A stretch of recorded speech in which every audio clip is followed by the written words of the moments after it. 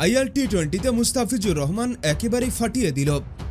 এমিরেটসের বিপক্ষে তিনি নিজের তৃতীয় ওভার বল করতে আসে 17তম ওভারে, আর এসে যেন দেখিয়ে দিল নিজের ভেলকি। এদিন প্রথম বলে মুস্তাফিজুর রহমান উইকেট শিকার করেন রশিদ খানকে, আর তৃতীয় বলে তিনি শিকার করলেন টম ব্যান্টনকে, আর পঞ্চম বলে তিনি শিকার করলেন আল্লাহ গাজানফারকে।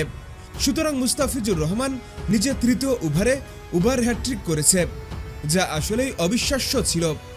তবে যাই হোক, এই ম্যাচে মুস্তাফিজুর রহমান 4 ওভারে 34 রানে 3 উইকেট শিকার করেছেন, কিন্তু 4 উইকেট শিকারের বড় একটা সুযোগ ছিল। তবে দাসুন সানাকা এবং জর্ডান কক্স এই দুজনে শেরফন রাদারফোর্ডের একেবারে ইজি ক্যাচ মিস করে, যার ফলে মুস্তাফিজুর রহমান একটা উইকেট থেকে বঞ্চিত হয়েছেন।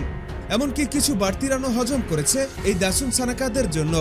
কিন্তু যাই হোক, মুস্তাফিজুর রহমান অবিশ্বাস্য বল করেছে।